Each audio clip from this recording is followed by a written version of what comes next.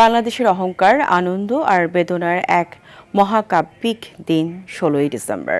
১৯৭১ সালে ৯ মাসের রক্তক্ষয়ী সংগ্রামে প্রাণ উৎসর্গ করেছিলেন হাজার হাজার মুক্তিযোদ্ধা। সম্ভ্রম হারিয়েছিলেন অসংখ্য মা বোন। নাম না জানা শহীদ এবং অকুতোভয় বীর মুক্তিযোদ্ধারা কোনো দল বা মতকে প্রতিষ্ঠিত করার জন্য যুদ্ধ করেননি, করেছিলেন এই মাটির জন্য, একটি পতাকার জন্য এবং একটি বৈষম্যহীন দেশের জন্য। বিস্তারিত জানাচ্ছেন আলওয়ান খান। হানাদার বাহিনীরা আসতে আসে যাইতে আছে, হঠাৎ আমার সামনে দিয়ে যাইতে গেছে, 10 গজ দূরে গেছে আর আমি ব্রাশ ফায়ার করে পিছের থেকে ওদের 20 জন হালাই দিলাম গুলি করে। এভাবেই মাতৃভূমির জন্য যুদ্ধে জড়িয়ে পড়েন চাঁদপুর মতলবের উত্তরের শিকারিকান্দি গ্রামের ৯ম শ্রেণীর ছাত্র আব্দুল মতিন। পাতিলটার উপর যখন গুলির আছে ঠুসকার শব্দ হয়েছে, তখন ওরা আরো গোলাগুলি, আমরা চুপ করে বসে বসে দেখতে আছি। ভারতের আগরতলায় যুদ্ধের প্রশিক্ষণ শেষে দেশে ফিরে এসে যুদ্ধ করেন পাকিস্তানি সেনাদের চোখে চোখ রেখে।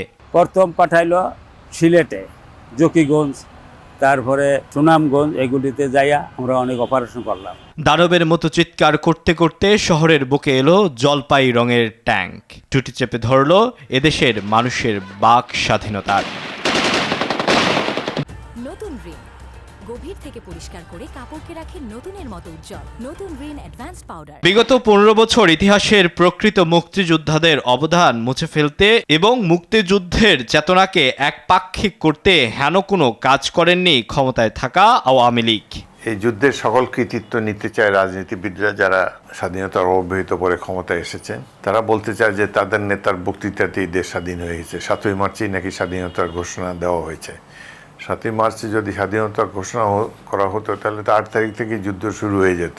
একই অভিযোগ আরেক মুক্তিযোদ্ধা ও বিএনপির চেয়ারপারসনের উপদেষ্টা আব্দুস সালামের। মানুষের যে অধিকার, সে অধিকার থেকে তারা বিচ্যুত হতে পারতো না। কিন্তু ওই যে জানে যে মুক্তিযোদ্ধারা থাকলে ওই যে যারা যুদ্ধ করে নাই বা যারা চোর, যারা ডাকাত, তারা তো কোনোভাবে আবার আশ্রয় পাবে না। তো সেই কারণেই মুক্তিযোদ্ধাদেরকে সরিয়ে দেওয়া হলো, যে কারণে যেটা হওয়ার তাই হয়েছে।